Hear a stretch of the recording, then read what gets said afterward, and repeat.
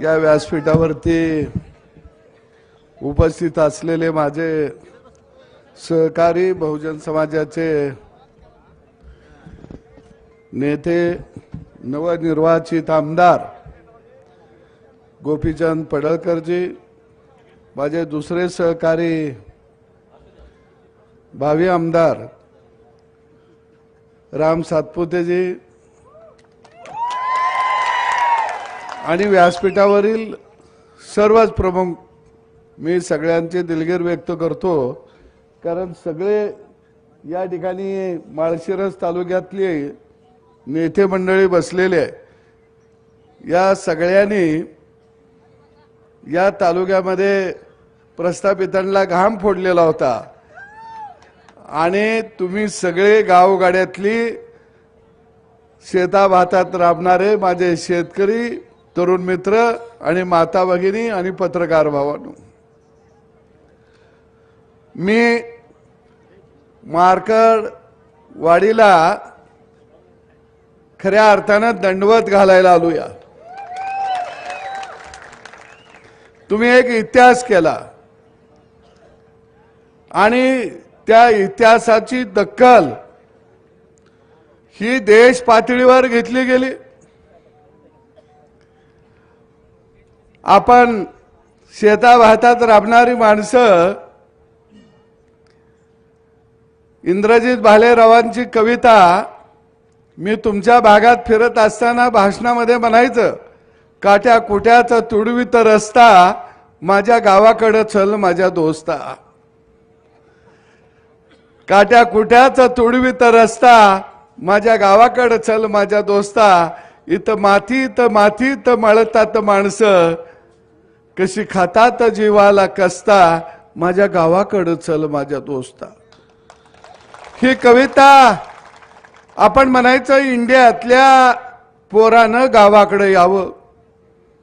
गावातली माणसं कशी उन्हा तानामध्ये राबतात बघावं, ते कशी हाला अपेष्टामध्ये जगतात ते बघावं, त्यांचं खळं कसं लुटलं जातं या आणि त्याच्या हातात एंडोसल्फानचा डबा येतो या, ते न बघायला यावं. खळं कोण लुटतं या त्याला कळावं म्हणून गावाला यावं. पण मार्कडवाडी गाव भाग्यवान आहे, खळं लुटणारा गावात आला. केवढं भाग्यवान पडळकर साहेब. आम्ही ह्यांना म्हणायचं, अरे दिवसा ढवळ्या तुझं खळं हे लुटतं या, त्यामुळं तुझ्या बापाच्या अंगावर धडूत कपडा येणा झाला या. ते म्हणायचं ते गावल कुठं. पण मार्कडवाडी बादर आहेत, त्याला गुलवत गुलवत गुलवत बरोबर गावाकडे आणलं. आता इंडियातला मोठा चोर राहुल बाबा बी येणार आहे, पण ती येताना एक बोर्ड लावून ठेवा, काट्या कुट्याचा तुडवीत रस्ता कसा गावाकडे आला अस बाबा.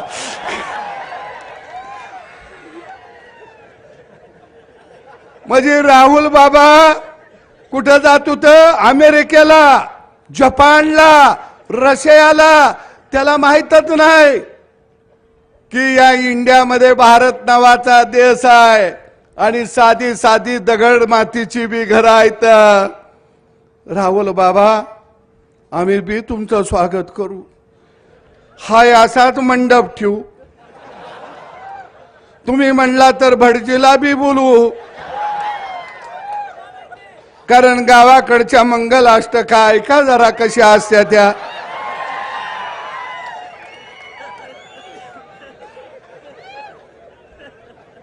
पण त्याचं एक स्वप्न आहे राहुल बाबाचं, मेरी शादी कब होगी, जब मैं पंतप्रधान बनने के बाद होगी.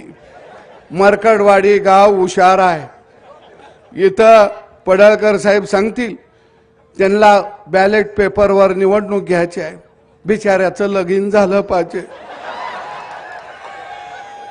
पोलिसांना मी विनंती करतो, त्यांना 2 डबं मांडून देतील, बॅलेट पेपरवर मतदान होऊन दे, तो गडी निवडून येऊन दे आणि त्याचा शपथविधी इथंच करतो आणि अक्षदाबी इथंच टाकतो.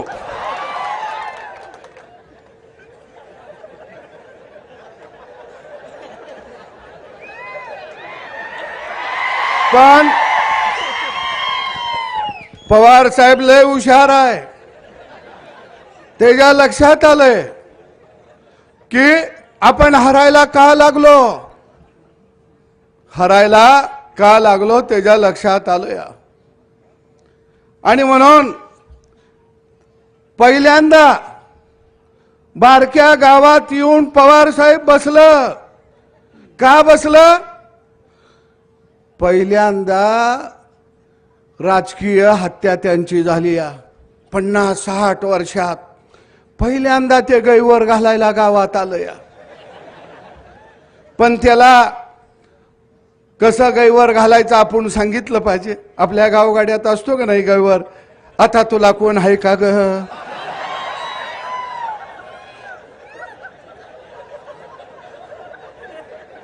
पुढे मग एखादा जवळचा असला तर म्हणतो आता मी कसा जगू, कसा राहू. काय त्याला सांगितलं पाहिजे असा गैवर घाल. मग आपण म्हणायचं बॅलेट पेपरचं तुला कशी आठवण येते या,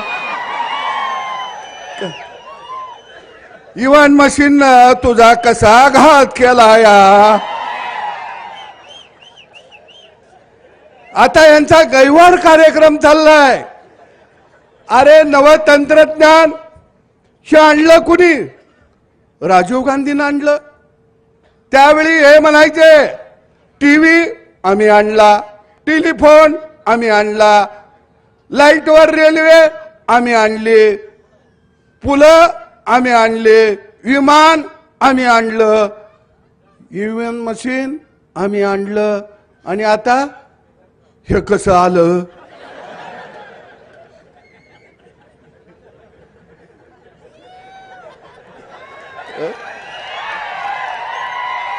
हे ईव्हीएम मशीन कसं आलं? गोपीचंद पडळकर निवडून आलं.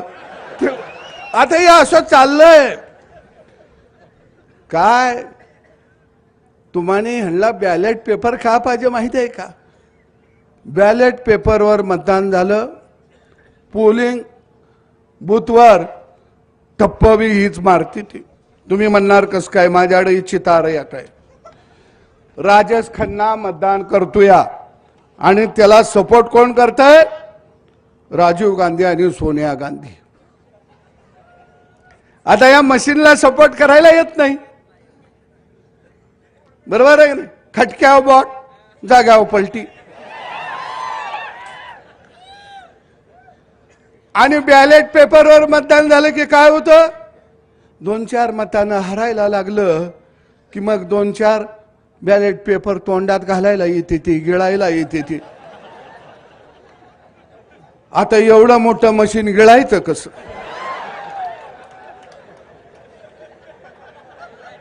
बरोबर आहे. काय पेपर फाडायला येते ती, काय खिशात घातलं आणि आपल्या एखाद्यानं ऑब्जेक्शन घेतलं, ह्यानं खिशात घातलं तर गडी पळून जातो या. म्हणून यांना बॅलेट पेपरवर पाहिजे आहे, दुसरं कारण काही नाही. आणि पवार साहेबांना झोप लागना. 60-70 वर्ष सत्ता भोगली, माणूस शांततेनं झोपला पाहिजे हो का नाही? इथं आता आमचं काका बसले, दाढी पिकली या. पिकले का नाही? तुम्ही काय म्हणता? प्रपंच लेकरांचा. आता मी निवांत, पण ही गडी म्हणताय का?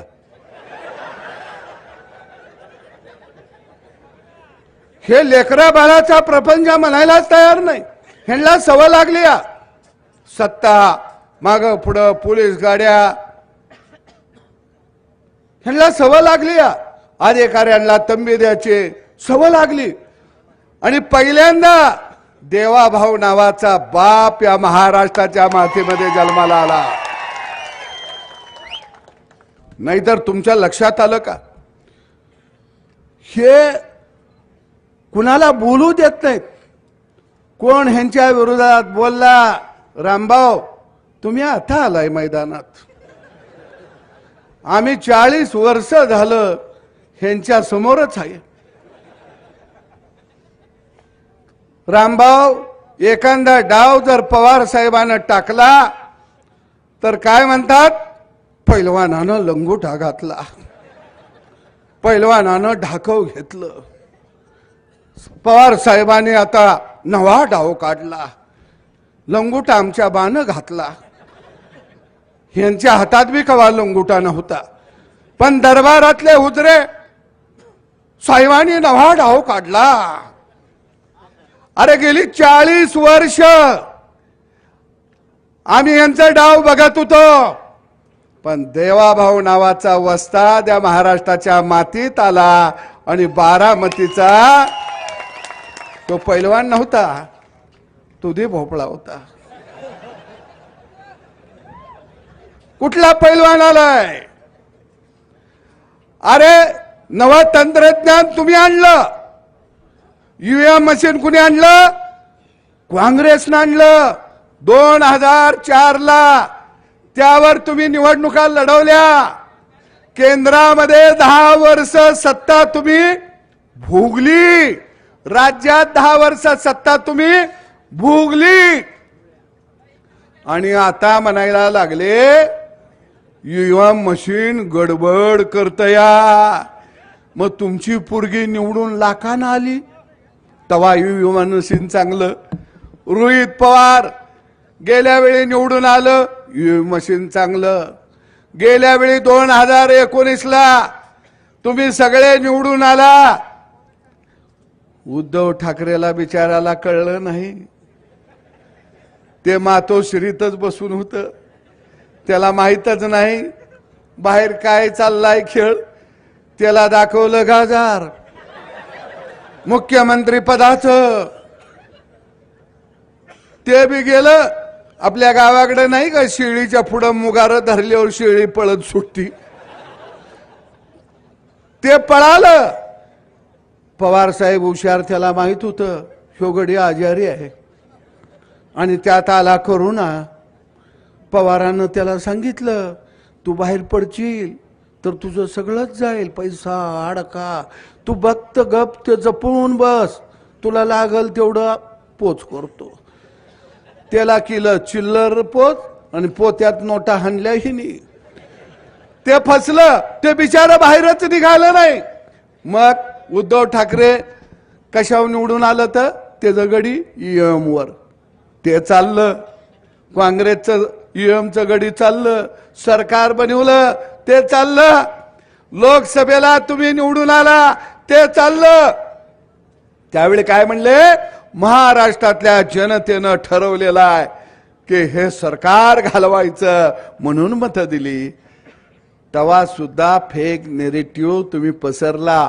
परवा 2 दिवसापूर्वी आकडेवारी आली, आम्हाने 56 लाख मतं पडतात. माझ्याकडे ती आकडेवारी आहे. मला वाटतं काय गणित बी भारी आहे. ते म्हणले 2024च्या लोकसभेमध्ये आणि आत्ताच्या विधानसभेमध्ये आम्हाने मतं पडली 58 लाख. मग आमचं 10च गडी कसं निवडून आलं? दादाला पडले 56 लाख, 41च कसं निवडून आलं? अरे लोकसभेला भाजपला 1.5 कोटी होती, 9 निवडून आली. तुम्हाने 58 लाख मतं पडली, 8 गडी तुमचं निवडून आलं. मग 1.5 कोटी वाल्याचं 9 येते ते, आणि 58 लाख वाल्याचं पवार साहेबाचं 8 गडी निवडून येते ती. तुमचं गडी वाढलं कसं? काँग्रेसला 96 लाख मतं पडली लोकसभेला, गडी निवडून आलं 13, आणि 1.5 कोटी पडलं, त्याचं गडी किती निवडून आलं? 9. भावांनो, यांना लक्षात आलं बॅलेट पेपरवरती घोटाळा करता येतो, पूर्वी आपण घोटाळा केला. भंडारा लोकसभा मतदारसंघामध्ये भारतरत्न डॉक्टर बाबासाहेब आंबेडकर उभा राहिले. 18,000 मतानं पराभव झाला. पण त्या ठिकाणी कागदावरची बॅलेट पेपरवरची मतं बाद किती दाखवली? 72,000 मतं बाद दाखवली. आणि त्यावेळी जयप्रकाश नारायण म्हणले ह्यात काहीतरी गडबड दिसते, घोटाळा दिसतोय. अरे ईव्हीएम मशीन कायदा कुठे केला? लोकसभेमध्ये. सरकार कुणाचं? तुमचं. म्हणजे एकदा कायदा झाला की तो कायदा जनतेनं राज्यकर्त्यांनी पाळायचा असतो. या संसद हे कायदे मंडळ आहे. पण बघा कायदा आपल्याला पाळायला सांगते ती आणि संविधान हातात घेऊन शपथ घेते ती. अरे संविधान म्हणजे काय? संविधानानं माणसाला व्यक्ती स्वातंत्र्य दिलं, संविधानानं माणसाला कायदा दिला. मग ते संविधान हातात घेता आणि कायदा तुम्ही पाळायचा नाही म्हणता. आणि म्हणून मी मार्करवाडीतल्या जनतेला सलाम करतो की लोकशाही जिवंत ठेवण्याचं काम जर कुणी केलं असेल तर ते मार्करवाडी या गावानं केलेलं आहे. इथं एका माऊलीचा सत्कार झाला. अरे तिच्या पतीला तुम्ही बूथवर बसू दिलं नाही, पण आमची झाशीची राणी त्या बूथवर ते उभा राहिली आणि लोकशाही वाचवली. पवार साहेब, जर माय माऊली जर आपल्या बूथचं संरक्षण करत असेल तर तुमचा राष्ट्रवादी पक्ष हा पक्ष नाही तर ही तुमची गुंडांची टोळी आहे. गुंडांची आणि लुटारूची टोळी आहे. आणि ती गुंडांची आणि लुटारूची टोळी या महाराष्ट्रामध्ये गाडण्याचं काम कुणी केलं असेल तर त्याचं नाव देवाभाऊ आहे. देवेंद्र फडणवीसचं ह्यांना वाईट का वाटतंय तुमच्या लक्षात आलं का? ते शाळा काढत नाही, ते कारखाना काढत नाही, ते दूध संघ काढत नाही, ते बँक काढत नाही, ते मेडिकल कॉलेज काढत नाही, ते पतसंस्था काढत नाही. ते कायच हानीना झालं या. आणि ह्यांना वाटतंय काय आम्ही आता हाणलं या. आता ह्या गड्यानं जर आमच्याकडे नजर गेली तर आम्हाने कुठं बसायला लागल? सळीतनं भाकरी, नळीतनं भाजी. पवार साहेब, देवेंद्र फडणवीसच्या विरोधामध्ये काय आहे तुमच्या लक्षात आलं का? मी जाता जाता सांगतो, आपण शेतकरी माणसं आहे. पवार साहेब लय हुशार आहे. ते काय म्हणतंय देवेंद्रजीला, ही सरकार म्हणजे दुधाची गाय आहे. गाय आहे. ते काय म्हणतं, या दुधाच्या गायीला खुश ठेवायचं असेल तर तिला चारा घालायचा. म्हणजे आपल्याला थोडं काहीतरी अनुदान दे, कुठं सोसायटीला चेअरमन कर, कुठं सरपंच कर, कुठं अजून मजूर सोसायटी काढून दे, कारखान्याला डायरेक्टर करून टाकायचं, सूतगिरणीला करायचं, दूध संघाला डायरेक्टर करायचं, बँकेला करायचं. एकदा डायरेक्टर झाला की गडी काका फुगवतच असतो या. तो म्हणतो ही बँक माझीच आहे, बँक ती हंती ती नुसती माझीच आहे म्हणतो. हा दूध संघ आमचा आहे. काय आहे त्याच्यात? खंगाळलेलं पाणी तर मिळतंय आपल्याला.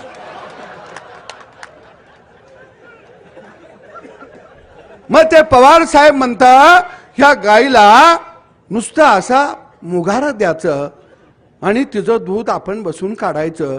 आणि दूध काढलं की वासराला किती द्यायचं? मी मगाशी म्हणलो तसं त्याला अर्ध थान प्याला द्यायचं. 3.5 थानातलं दूध आपणच हाणायचं.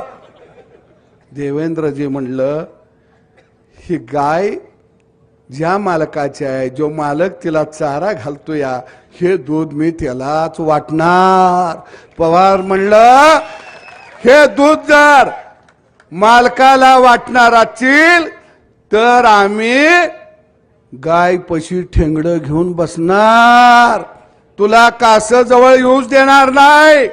मग सुकल काष्ट, मग ह्याचं एकदा आंदोलन काढायचं, त्याचं एकदा आंदोलन काढायचं, त्या जातीला वर करायचं, ह्या जातीला वर करायचं, मग म्हणायचं ह्याच्यावर निर्णय झाला पाहिजे, अमक्याला हे मिळालं पाहिजे. मग 60 वर्ष तुम्ही काय करत होता? पीठ मागत होता गावागावात.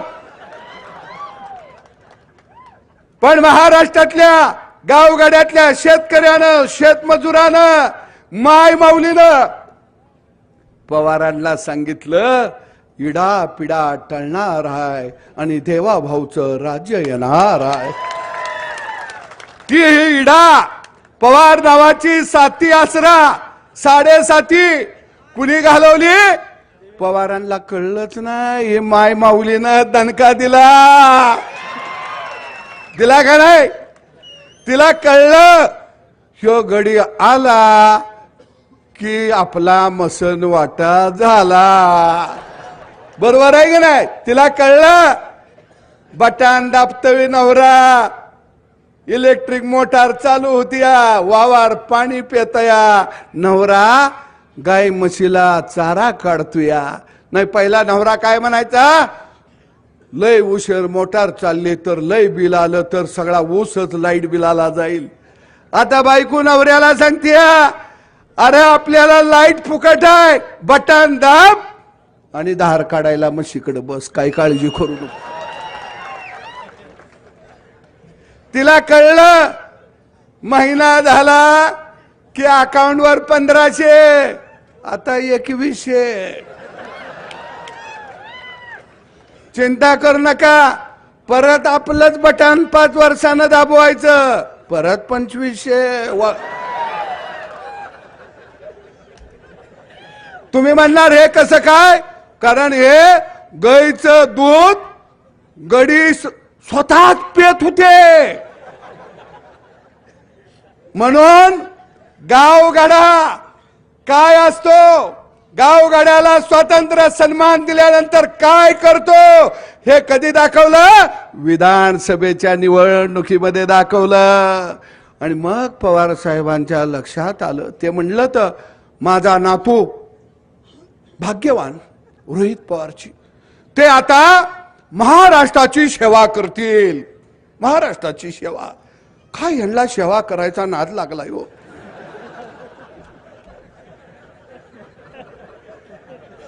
ही काय गाय म्हशीला धुयाची सेवा करतील म्हणत नाहीत, रानात पूसाला पाणी पाजतील ही सेवा करायची आहे म्हणत नाहीत. महाराष्ट्राची सेवा. अख्खं घर, तुमचा बी तालुका तसाच आहे. लिकरू जन्माला आलं की ते शेवेलाच येत या.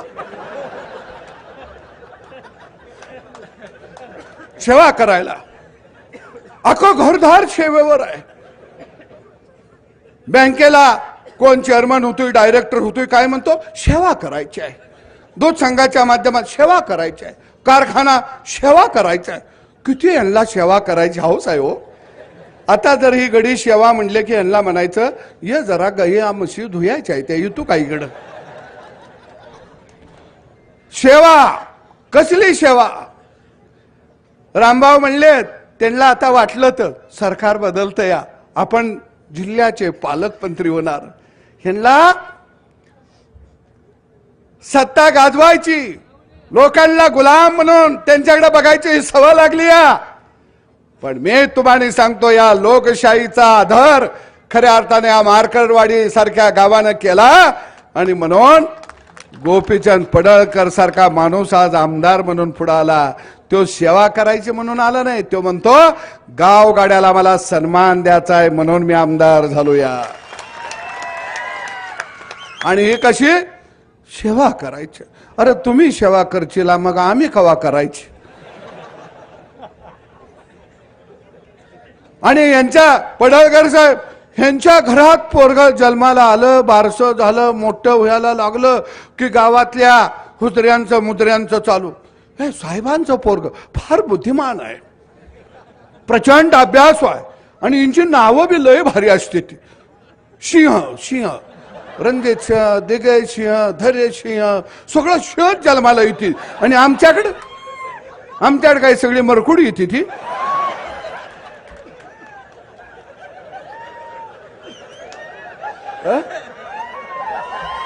अवघडच आहे.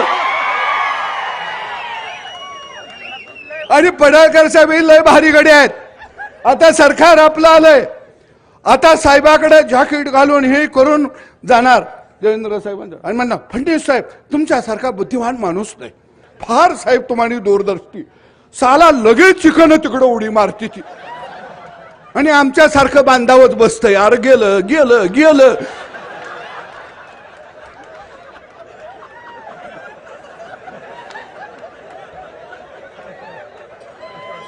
आणि मग आम्ही आपला बोर्ड झगाटूया आणि घरला येतोया. बायको म्हणते काय झालं, मग आम्ही म्हणतोय शिमगाच आलाय आपल्या वाटली.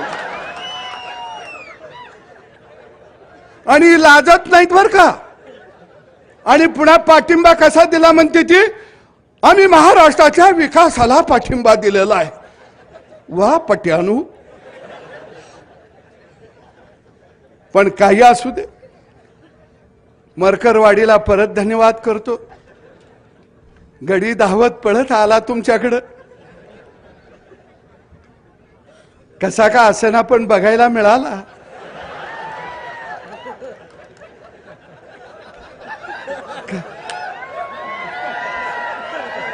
तुमचं गाव जगाच्या नकाशावर आलं आणि आता सगळे बोलायला लागले मार्करवाडी पॅटर्न. काय भारी काम आहे. आता एक काम करा, गडी आलं की जरा गया बिया जरा रस्त्याच्या कडेनं बांधा, पाण्याच्या बादल्या ठेवा, शॅम्पू ठेवा, चकाचक करून देते गडी. जरा खराट ठेवा, रस्त फस्त लोटायला आणि म्हणायचं ह्याला नाव द्या मार्करवाडी पॅटर्न. सगळं गडी लोटायला लागलं.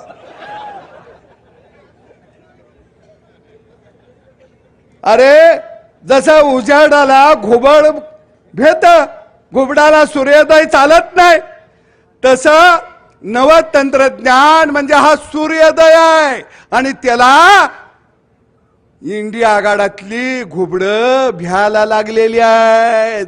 ह्यो सूर्य कसा होतोया, भ्यायला लागले. पण काही असू दे, आपल्याला शेतातलं काम आहे. त्यांना आता खुर्ची तर मिळालेली नाही, आता गाड्यांना काहीतरी काम असलं पाहिजे. आता 5 वर्ष यम घ्या. पडळकर साहेब आपण दोघं, ती एका बाजूनं नांगूर धरतील, दुसऱ्या बाजूनं आपण बी नांगूर धरूया. बर त्यांचा नांगूर रेड्याचा असला तर आपण खिलारी बैलाचा धरूया. शेत आपण चांगलं नांगरायचं. आता बरं आम्हाला तर काय काम आहे, कारण आम्हाला हा गड्या हे वाडे उद्ध्वस्त करायचे आहेत, उद्ध्वस्त. आणि या मानकरवाडीला मी दंडवत घालतो, माझ्यासारख्या फाटक्या माणसाला सुद्धा मताचं लीड या गावानं दिलेलं होतं. आणि मी तुम्हाला सांगतो, रामभाऊ, अजून मी आमदार झालो, माझा पहिला फंड कुठं दिलेला नाही, पत्र दिलं नाही. पहिल्या फंडाचं काय करायचं सांगा, पहिलं पत्र मी मार्करवाडीच्या विकासाला देणार. लढाऊ माणसं आहेत. आणि हा माळशिरस तालुका मला माहित आहे. अरे माझ्यासाठी प्रचार करायला घरातनं भाकरी बांधून रानोमाळ ही माणसं धावत होते, रानोमाळ. आणि म्हणून मी म्हणतो, तुमच्या गावाचं भाग्य आहे, ही हेलिपॅड तसंच ठेवा. जो जो गडी येईल तिथं उतरल त्याला उतरून द्या, त्याला तुमचं गाव बी कळल. बरोबर आहे की नाही? येऊन देते. तुम्ही किती भाग्यवान आहे. गडी धावायला लागलीत. चॅनेलवर मार्करवाडी पॅटर्न, लोकशाहीचा खून पडलेला आहे. अरे म्हणून मी आलो, म्हणलं कुठं रक्ताचा महापूर आलाय का बघावा जरा.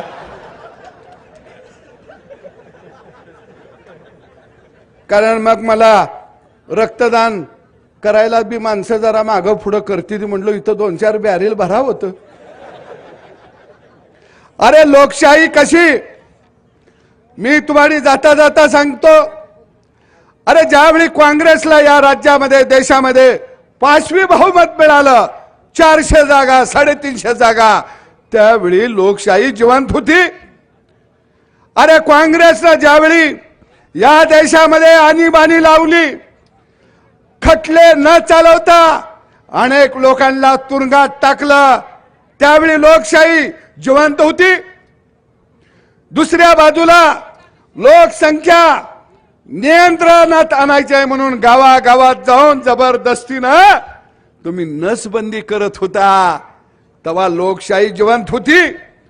अरे देशातल्या सगळ्या योजना, विमानतळ, चौक ह्याला काँग्रेसच्या नेत्यांची नावं देत होता, ही लोकशाही जिवंत होती.